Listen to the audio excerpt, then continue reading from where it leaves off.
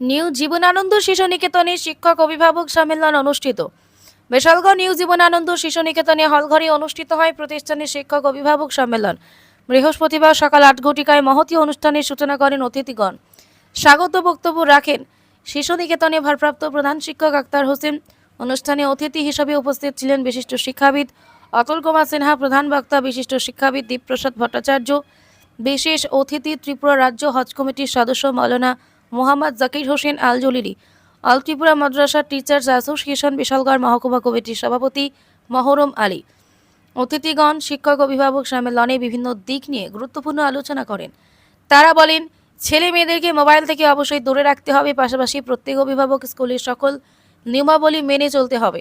ছাত্রছাত্রীদের সার্বিক অগ্রগতির লক্ষ্যে সাপ্তাহিক সাহিত্য সভা করার প্রতিও গুরুত্ব আরোপণ করেন অতিথিগণ। এদিকে নিউ জীবনানন্দ শিশু নিকেতনের শিক্ষক শিক্ষিকা সহ পরিচালনা কমিটির কর্মকর্তাগণের শুভোদ্যোগের প্রশংসা করেন অতিথিগণ।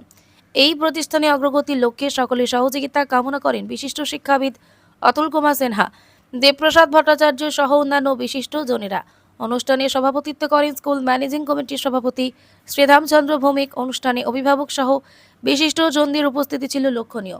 বিশালগড় থেকে নিজস্ব প্রতিনিধির রিপোর্ট, ভিশন 24। আমরা আজকে উপস্থিত হয়েছি। আমরা লক্ষ্য করেছি এখানে আমাদের এই আজকের এই সম্মেলনে অভিভাবক এবং শিক্ষক শিক্ষিকারা যতক্ষণ মতদান করেছে এবং তাদের মতামত বিনিময়ের মাধ্যমে এই বিদ্যালয়কে কীভাবে আরও উন্নত স্বীকৃতি করা যায় সেই ক্ষেত্রে আমরা ব্যাপকভাবে আমরা সম্মিলিতভাবে আমরা এখানে প্রয়াস চালিয়ে যাব। আমি আশা করব আগামী দিনে অভিভাবক অভিভাবিকা যারা রয়েছে এই বিদ্যালয়ের সামগ্রিক উন্নয়নে সহযোগিতা করবে। বার্থডের দিকে আজকে শিক্ষক অভিভাবক সম্মেলন, এই সম্মেলনে আজকে আমি উপস্থিত হতে পেরে নিজেকে অত্যন্ত আনন্দিত উপলব্ধি করছি। কেননা অত্র এলাকার এই বিদ্যালয়টি অত্র এলাকার বিভিন্ন ছাত্রছাত্রীদেরকে আগামী দিনের ভবিষ্যতের মানুষ হিসেবে তৈরি করার জন্য মনুষ্যত্বর বীজ বপনের জন্য তারা যেভাবে প্রয়াস চালিয়েছেন, পাশাপাশি সমস্ত অভিভাবকেরা যেভাবে এই বিদ্যালয়কে সাহায্য করেছে, আমি আশা করব আজকের এই সম্মেলন থেকে যে তারা আগামী দিনে আমাদের এই বাদ্যাগিরি এলাকা তথা আমাদের রাজ্য তথা আমাদের দেশে নক্ষত্র তৈরি হবে এবং এই বিদ্যালয় আগামী দিনে ভারতবর্ষে একটা যথেষ্ট হিসাবে লিখিত হবে। লক্ষ্য করেছি যেখানে আমাদের আপনারা তো সবাই দেখেছেন, ইউটিউব চ্যানেলে দেখেছেন, সেখানে অনেক বিষয়গুলি রয়েছে, সেখানে ভালো বিষয়গুলি রয়েছে যেগুলি গ্রহণ করা দরকার, আবার কিছু কিছু বিষয় রয়েছে সেইগুলি গ্রহণ করা যোগ্য নয়। এবং আমার একটাই অনুরোধ থাকবে, অনেক গার্জিয়ান আমি লক্ষ্য করেছি আসা যাওয়ায় আমার বাড়ির পরিবেশের মধ্যে ছোট ছোট বাচ্চাদেরকে মা বাবাকে বিরক্তি করছে, সেই বিরক্তি থেকে থামানোর জন্য তাদের হাতে মোবাইল তুলে দিচ্ছে। সেটা কিন্তু আমাদের তাদেরকে একটা অভ্যাস করে তোলা। আমার অনুরোধ থাকবে অন্তত এই অভ্যাসটাকে আমাদের কোনোরকম ভাবে তৈরি করবেন। কারণ আমাদের আমাদের বাড়ির যে পরিবেশে আমরা যে ছাত্রছাত্রীরা আমাদের আমাদের ছেলেমেয়েরা তৈরি হয়ে আসবে বিদ্যালয়ে, সেটা কিন্তু বিদ্যালয়ে বিভিন্ন পরিবেশের থেকে আসা সমস্ত ছাত্রছাত্রীরা একত্রে মিলিত হয়ে সেখানে একটা পরিবেশ পাবে, যেই পরিবেশে হবে বৈচিত্র্যের মধ্যে ঐক্য।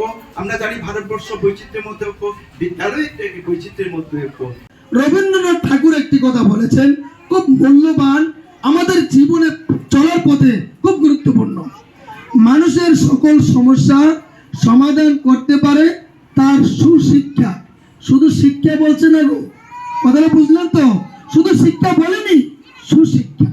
অনেক ছেলেমেয়েরা গ্রামে গঞ্জে থাকবেন আপনারা বিএ পাস এমএ পাস করে বসে রয়েছে, তার নিজের চলার ব্যবস্থা নেই। শিক্ষা মানে তো জাগরণ, বিপ্লব, ঠিক কিনা? সে নিজে চলার মতন ব্যবস্থা নেই, সে বিএ পাস। আফসোস হয় আমার, আপনাদের ছেলে মেয়েরা যাতে কমসে কম এরকম না হয় এই প্রত্যাশা আমি করছি। আমি শিক্ষক শিক্ষিকা বৃন্দ যারা আছেন ওনারা তো মনোযোগ সহকারে পড়াশোনা করেন, আমার দৃঢ় বিশ্বাস ভুল ত্রুটি দেখলে আপনারা নিশ্চয়ই ওনাদের সাথে যোগাযোগ করবেন। মনে করেন এই স্কুলের একটা আপনি দুর্বলতা দেখলেন বা আপনি জানলেন, এই বিষয়টাকে আপনি বাদ্যাদিগির বাজারে গিয়ে বললে হবে? যার সমস্যা যেখানে বললে সমাধান হবে সেখানে বলতে হবে। যাই হোক, শিক্ষক অভিভাবক এবং ছাত্র ছাত্রী নিয়ে একটা প্রতিষ্ঠান, সকলের যোগাযোগের মধ্য দিয়ে এই প্রতিষ্ঠানটা ভবিষ্যতে আরো অগ্রগতি লাভ করুক, এই কামনা করে আমার সংক্ষিপ্ত আলোচনা এখানে শেষ করলাম। সকলকে ধন্যবাদ। আসসালামু আলাইকুম। ওই এই হওয়াটার মধ্যে এই যে আই এম, এই হওয়াটার মধ্যে এখন অনেক এই অভিভাবকের মধ্যে, শিক্ষক শিক্ষকের মধ্যে আমিও একজন আছি, আমরা এখানে মিস মেজারমেন্ট করি। আমি আছি, আমার মধ্যে আছে কি আছে, বিভিন্ন পশুগুলি, গরু, ছাগল, সিংহ, তারও কিন্তু জীব, আমরাও জীব। তো আমার মধ্যে আছে মনুষ্যত্ব, সেই মনুষ্যত্বটা তৈরি করতে হবে, নতুবা আলোচনা কিছু হবে না। সেই মনুষ্যত্বর পর আমি মানুষ হিসাবে এই পৃথিবীতে এসেছি, দ্যাট ইজ আই এম। আমি হই মানে আমি মানুষ হিসাবে জন্মগ্রহণ করেছি, কিন্তু এখনো আমি অ্যানিমেল থেকে আলাদা হইনি। আমাদের দুইটা রাজ্য, একটা জীব কিংডম আর একটা উদ্ভিদ কিংডম। আমরা জীব কিংডমে এসেছি, দ্যাট ইজ আমি মানুষ হয়েছি, মানুষের ঘরে জন্মগ্রহণ করেছি, মানুষের আকৃতির মা বাবার কোলে এসেছি। এর অর্থ এই নয় আমি একটা বন্য জীব থেকে ভিন্ন।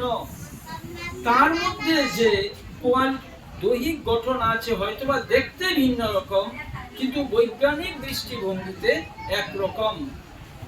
তার খাওয়া প্রয়োজন, তার স্বাস্থ্য প্রয়োজন, একটা জীবের স্বাস্থ্য প্রয়োজন আছে, তার থাকার জায়গা প্রয়োজন।